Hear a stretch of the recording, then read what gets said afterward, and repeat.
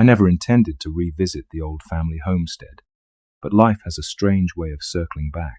When my mother called to say Great-Uncle Oliver had died, I felt more sadness than surprise.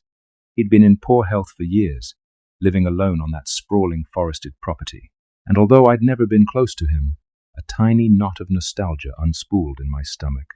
Childhood memories of playing hide-and-seek among towering oaks, kicking through drifts of autumn leaves, and hearing the distant crack of Great-Uncle Oliver's shotgun came rushing back. He left everything to us: the house, the land, and most controversially, his stacks of notebooks. My mother wanted nothing to do with them. She found them unsettling and insisted I dispose of them or donate them to some local archive. But something about the diaries, with their scrawled handwriting and cryptic references, piqued my curiosity. So a week after the funeral, I drove up to the old place, determined to sort through his personal effects. Nostalgia and an unspoken sense of duty guided me. The house stood at the end of a long, rutted driveway lined with maples. It was October, and the leaves had started dropping in a torrent of yellows, oranges, and reds. By the time I parked, the roof and porch were buried under a thick mosaic of fallen foliage. I breathed in the cool autumn air, a slight smoky scent drifting from neighboring farmland. The place felt oddly welcoming despite its disrepair, its peeling paint and sagging shutters. Inside, the house smelled of dust, old books, and a faint whiff of gun oil. Cobwebs draped the corners, and the antique furniture stood under sheets like abandoned ghosts. After opening a few windows to let in fresh air, I climbed the narrow staircase to the second-floor study, where Great-Uncle Oliver kept his journals.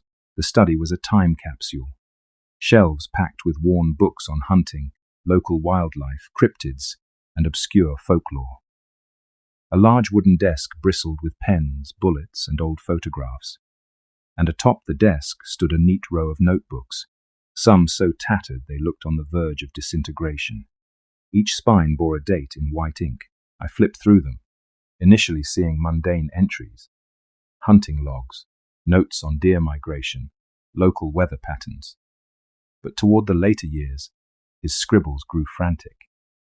The paragraphs twisted into half-coherent warnings, references to a presence in the woods, some enormous thing he'd encountered. My pulse quickened as I read lines like, "Saw it moving under the leaves again. God help me, it doesn't bleed." He recounted a particular autumn decades ago when he fired his shotgun at something massive beyond a fallen oak, swearing it was more than just a bear or moose. He found no blood, no tracks, just piles of swirling leaves. Then, in the notebook's last pages, the pen strokes were violently pressed into the paper, letters ragged and dark. "It sleeps beneath the leaves, but it's waking up again. Every fall, the rustle in the woods grows louder, heavier. I thought the shotgun would scare it off, but bullets can't pierce it, can't even make it bleed." Chills skittered along my arms. I glanced out the study's window. The afternoon sun lit the yard, illuminating swirling leaves carried by the breeze. Shadows gathered beneath the tall oaks at the edge of the property, a tangle of rust brown and gold. For an instant, I imagined the entire carpet of leaves rising and falling in one slow breath, the land exhaling. I shook off the silly notion and turned back to the notebooks. The rest of the day, I methodically sorted Great-Uncle Oliver's papers, hoping to find clarity among the scattered thoughts. Much of his writing read like a local lore compendium, tales of phantom animals, haunted groves, and ancient presence rumored to dwell in the hills. One repeated motif was that the forest's leaves hid a secret heart each fall. In some passages he called it the silent beast or the leafy giant. I tried to rationalize it. Oliver had been a lifelong outdoorsman. Perhaps in old age he'd developed an overactive imagination. The property abutted thousands of acres of wild woodland. Maybe he glimpsed large deer herds or a moose and, in a frightened moment, invented a mythic monster to explain what he saw.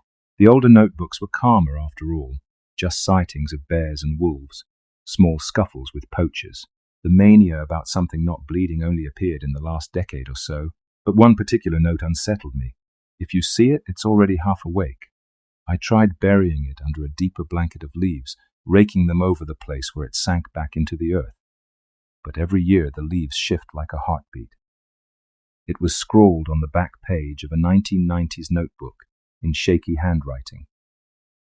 Next to it was a rough sketch, a mound of leaves, with lines indicating some large shape beneath like the outline of a gargantuan torso. The date on the entry wasn't so long ago, meaning Oliver had worried about this up to his final years. By the time evening fell, my nerves were frayed. I locked up, returned to the living room, and made myself a simple dinner. My plan was to sleep in the master bedroom and drive back to the city after finishing my sorting in the morning, but I couldn't stop replaying those lines. It sleeps beneath the leaves. Worse still, the wind outside grew stronger, sending leaves skittering and piling against the walls with a scraping hush. Around midnight I lay in bed, wide awake, straining to hear any unusual sound. The only noises were the house settling and the rustling of branches. At some point the exhaustion overtook me, and I finally drifted into a restless slumber, dreaming of endless autumn forests, a sea of leaves quivering in labored breath. The next morning I rose early and stepped out onto the back porch, inhaling the crisp autumn air. My footsteps crunched on a layer of fallen leaves, which had thickened overnight. The wind had blown them into drifts almost 2 feet high against the cabin's walls. Sipping coffee, I gazed into the expanse of forest behind the house. The trees there were older, their canopies arching high. Leaves fluttered down like confetti in the breeze. Nothing obviously amiss, just the seasonal cycle. Yet I couldn't shake a creeping sensation that the forest somehow felt. Heavy, watchful. Dragging a rake from the shed, I decided to clear the porch and yard. As I raked away the leaves, my mind drifted to Oliver's notes. The idea of an enormous being not bleeding sounded ludicrous. Still, I recalled old legends about forest spirits or the green man of European folklore embodiments of nature that slept and woke with the seasons.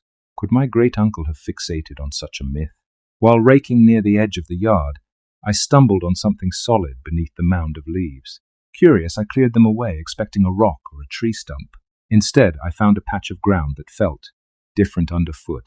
The soil bulged slightly, and when I pressed it, it gave a spongy resistance. My breath caught. A bizarre memory of Oliver's notes about a living mound popped into my head. I forced a rational explanation. Maybe the earth was moist or hollow from rotted roots. Still, the texture was unsettling-like, pushing against waterlogged leather. I half expected to see black soil bubble up. Instead, the mound stayed rigid, yielding only a few inches beneath my boot. I jolted upright, heart pounding. Enough yard work for now. After lunch, I decided to venture deeper into the woods, see if anything might explain Oliver's obsession. I followed a faint path leading downhill toward a creek, an old route I recalled from childhood. The canopy overhead was thick, limiting the sunlight so that the forest floor felt dim and cool. Leaves lay everywhere in layered drifts, some so deep they reached my calves. My every step sent a musty smell of decay into the air. Halfway to the creek, I noticed the leaves seemed piled unnaturally high in certain areas, forming broad mounds. At first, I thought they were just wind-blown piles or maybe leftover brush piles.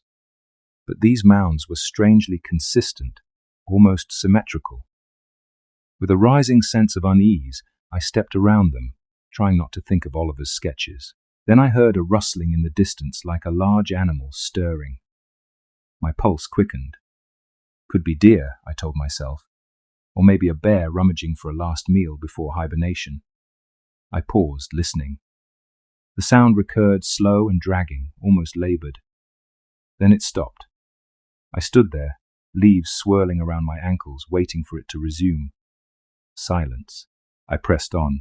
As I neared the creek, the ground sloped steeply.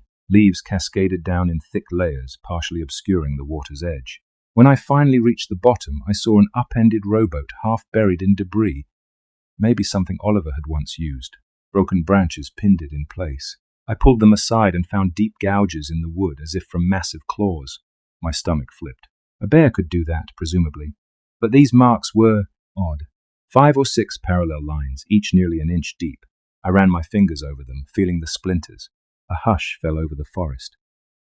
Not a single bird call or insect buzz. The air felt dense, pressing in around me. I turned to glance uphill and was struck by how the leaves on the slope seemed to ripple, as though shifting in an unseen current. Leaves do shift in the wind, but the motion was too uniform, too broad. A wave of primal fear washed through me. Hefting a fallen branch for reassurance, I began the trek back up the slope. Every few steps I stopped to look behind me, expecting to see something monstrous ploughing through the leaves. I saw nothing, yet my nerves stayed taut. By the time I reached the house, my shirt clung to me with cold sweat. I spent the rest of the afternoon hunched over Oliver's notebooks, searching for any entry describing how he confronted this thing. Some notes referenced him shooting at the creature, describing how it stirred the leaves like an avalanche of foliage. One chilling paragraph read, "It rose up from the ground, leaves cascading off its shoulders. Its face was nothing but bark and rotting vegetation, no eyes. I shot it twice with buckshot, no blood, no recoil. It kept coming until I lit the brush pile on fire, then it sank back under the leaves and the movement stopped." This read like a campfire story, yet it was there in black ink, along with a date and location. Old Oak Clearing. That clearing was near the creek, exactly where I'd just been. Further on, another note, "I suspect it's not one creature but an amalgamation of every decaying thing in these woods. The leaves keep it hidden, keep it alive. Each fall when the leaves drop, it grows stronger, more mass to bury itself under. In spring, it's weaker, maybe dormant. But come October, it moves." An involuntary shiver travelled down my spine. If Oliver's words were more than delusion, then each fall was a feeding ground for this entity. The final scrawled line in the last notebook read, "It sleeps beneath the leaves, but it's waking up again." I slammed the notebook shut, trying to steady my breathing. The back of my neck prickled with the sensation of being watched. The old floorboards groaned as I walked to the window. Outside, the sun dipped behind the tree line, painting the sky in bruised pinks and oranges. The yard was a golden sea of leaves, but their gentle stirring in the breeze suddenly seemed ominous, like the slow expansion and contraction of a single living blanket. I told myself I was overreacting, yet I couldn't quell the fear swirling inside me. As dusk settled, I found Oliver's old hunting rifle in the closet. I checked the ammunition enough for a handful of shots. Better than nothing, though I doubted it would reassure me much if something truly monstrous lurked outside. Cooking a simple dinner felt surreal. I had little appetite but forced myself to eat. The quiet house magnified every rustle of leaves outside. Now and then a sudden swirl against the windows made me jump. My reflection in the kitchen window looked pale, eyes wide with tension. By 9 o'clock, darkness had swallowed the property. Pale moonlight glinted off the drifts of leaves, giving them a faint silvery sheen. I turned off most of the house lights, leaving a single lamp in the living room. Then I settled by the window, rifle across my lap, determined to keep watch. Hours crawled by. The occasional gust rattled branches and sent a skitter of leaves across the porch. My eyelids grew heavy, but every time I caught myself drifting off, the memory of Oliver's frantic scribbles jolted me awake. I imagined that half-rotted face rising from the ground, tendrils of leaves streaming off its limbs. Through the hush, a deep rustling noise emerged, akin to a large animal dragging itself across the forest floor. My mouth went dry. The leaf blanket along the tree line looked as if it was swelling, rising in a slow crest before settling again. My mind screamed that it couldn't be real, just some trick of the wind or a swirl of moon shadows. But the pattern persisted, rising, falling, rising, falling, like a gargantuan set of lungs inhaling and exhaling. A primal chill suffused my body. I flicked off the porch light to see if that changed my perception. In the moonlit gloom, the motion remained, a slow, rhythmic undulation among the drifts of leaves. For a second, I was certain I saw a shape under there, an enormous bulk pressing upward from beneath. My stomach flipped with raw fear. My instincts screamed to flee. Pack up the truck, tear down the driveway, and never look back. But a stubborn part of me refused to yield. Oliver hadn't run. He'd confronted it. Even if that confrontation led him to madness, he tried to contain or scare away this abomination. Could I do the same? I stood, heart hammering, and approached the front door. The rustling outside intensified. It was as if it sensed me moving. Clutching the rifle, I stepped onto the porch, my knees trembling. The cold night air stung my cheeks. The moon hung overhead, illuminating the yard in shades of silver and black. Then, all at once, the leaves fell still. The silence was thunderous. My breath caught in my throat. Perhaps it had sunk back down, retreating deeper into the soil. Carefully, I descended the porch steps. Each footstep crackled on leaves, the sound far too loud in the hush. I aimed the flashlight into the yard.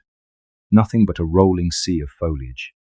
I took another step, scanning the ground for any sign of movement. Then the leaves parted a yard away from me as if something large beneath them had shifted. My terror spiked. I fired a warning shot into the air, half expecting the muzzle flash to reveal a monstrosity. The echo thundered among the trees. The leaves erupted in a chaotic swirl, momentarily revealing glimpses of something massive and dark beneath. Not fur or hide, more like clusters of rotting leaf matter and fungal growth, heaving in a single mass. Then, in a blink, it sank downward, the leaves collapsing around it. The yard was still again. My hands shook so violently I could barely hold the rifle. I stumbled backward up the porch steps, never taking my eyes off the place where it vanished. My mind reeled with confusion and dread. It doesn't bleed. It's not even flesh. It's made of leaves, decay. Adrenaline coursed through me, but also a wave of nausea. I retreated inside, locking the door, flicking on every light. Sleep was impossible. For the rest of the night I huddled in the living room, listening to the slightest whisper from outside. Dawn came slowly, the first rays of sunlight filtering through the grimy windows. I felt hollow, as though I'd aged a decade in one night. But the morning light brought a shred of courage. I couldn't just cower. Oliver had mentioned using fire. Could that be the only way to drive it off? I remembered he wrote about burning brush piles where it emerged. Something about flames seemed to repel it. Maybe it was a primal reaction fire devouring the leaves that served as its camouflage and flesh. My stomach twisted at the thought of setting large fires, but if it was the only defense, I had to try. By noon, I'd gathered kindling and old branches in a metal wheelbarrow. My plan: if I saw the creature's mound shift, I'd ignite a bonfire near it. Risky, given how many dry leaves lay around, but the alternative was worse. The sky was overcast now, a dim midday gloom. The forest beyond the yard seemed to press in as if listening. I circled the property, sprinkling water around the perimeter to wet down the leaves a bit, hoping to prevent an all-out forest fire. The process felt surreal, a half-baked ritual. Yet fear drove me forward. Once I was reasonably prepared, I stood watch again. Hours ticked by with no sign of movement. Perhaps it was dormant after last night's disturbance. Late afternoon found me at the tree line, searching for the old oak clearing from Oliver's notes. Eventually, I spotted a massive oak stump, ringed by an unusually thick accumulation of leaves. Broken branches stuck out like jagged spears. Near the base of the stump, the leaves mounded up in a suspicious heap. I stood there, the hair on my arms standing on end. The pile looked thick enough to hide an entire car underneath. As I inched closer, a faint vibration rippled through the leaves. My heart pounded. The mound began to tremble, small eddies swirling across its surface. I flicked the lighter, igniting a rag soaked in lighter fluid, and tossed it onto a prepared stack of branches I'd dragged along. The flame caught quickly, crackling up the dry wood. At first, nothing happened. Then a deep shudder passed through the leaf pile. Suddenly, the leaves parted, revealing a grotesque mass beneath, like a cluster of wet, decaying foliage entwined with soil and fibrous roots. The smell was overpowering, an earthy rot that made me gag. The mass heaved upward, forming a vague shape as if trying to stand or extend a limb. My vision blurred with terror. The bonfire roared to life, dancing flames that illuminated the oak clearing in flickering light. The creature convulsed, sending leaves spiraling in every direction. A low, resonant rumble emanated, not exactly a roar, but more like the grinding of logs in a forest floor. Gritting my teeth, I shoved another burning branch toward the mound, trying to cast the flames closer. Sparks leaped onto the edges of its mass. In an instant, the beast recoiled, the leaves thrashing as if trying to smother the flames. A foul hiss echoed, and for a moment I glimpsed a gaping opening at the center like a mouth, formed of twisted, rotted leaves. Then the entire shape lurched backward, collapsing into itself. Leaves tumbled in a torrent, burying the area in swirling chaos. The bonfire's flames coughed and flickered under a sudden avalanche of leaves, but the heat persevered, igniting them. Smoke billowed, stinging my eyes. I stumbled away, coughing, tears streaming. The air was thick with sparks and ash. Through the swirling leaves I saw the creature sinking deeper into the earth, as though retreating. The ground shuddered beneath my feet. A deafening silence followed. The swirling leaves fell away, revealing only a scorched patch and smouldering embers. The mound was gone.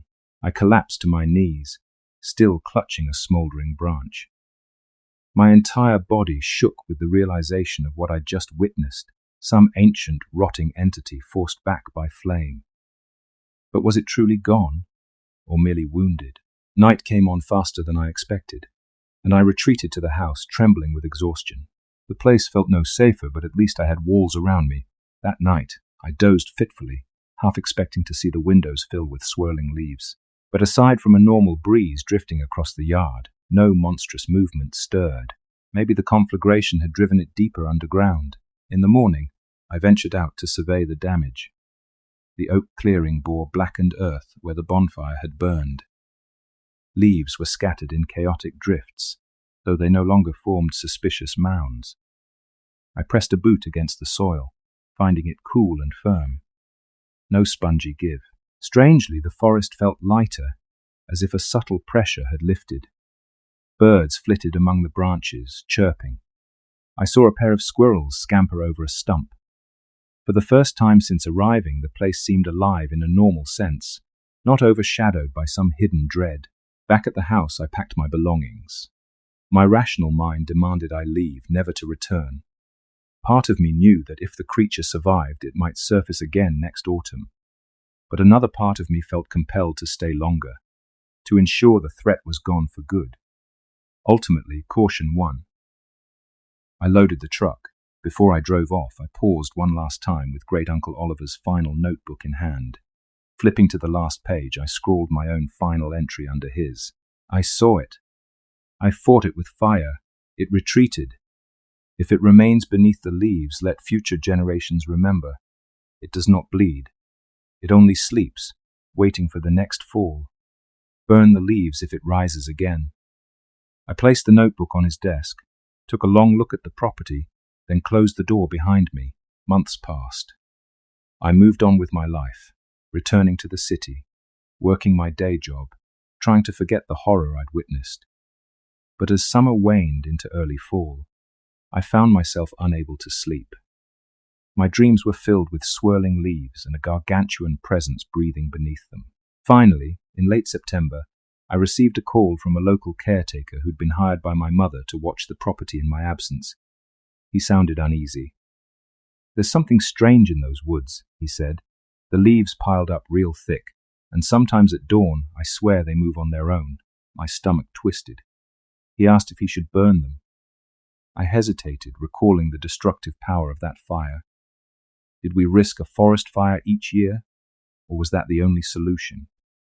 My hands shook as I clutched the phone. In the background, the caretaker's radio crackled with static, as if the forest itself was listening. Eventually, I told him, "Rake them, bury them far from the house if you see something. Unnatural, light a controlled fire. Be careful, and if it gets bad, leave. Immediately." He agreed, though I could hear the doubt in his voice. After the call, I stood by my apartment window, watching city traffic stream below. All around me, it was a normal day. Yet the memory of that massive form in the oak clearing haunted my mind. I could almost feel the forest's hush, the rotted leaves stirring in a slow, laborious breath. I realized with a cold certainty that this was a burden my great-uncle had tried to shoulder alone. Now it had passed to me, and perhaps to anyone who set foot on that land each autumn. The sleeping thing beneath the leaves wasn't just a delusion. It was real, an ancient anomaly that thrived on the cycle of decay. Fire might push it back, but as long as leaves fell, it would always have a new blanket. No matter where I went, a piece of that nightmare stayed lodged in my mind. A rustling sound in every breezy evening, a swirl of leaves on every city sidewalk that made me jump, because I knew deep down the sleeping shape would stir again, whether this year or the next or decades from now the woods would breathe once more. Under those drifts of autumn leaves it awaited the perfect moment to wake fully, and no shotgun, no bullet, no frantic prayer could make it bleed. It was older than bullets, older than reason, a silent, breathing terror buried under leaves.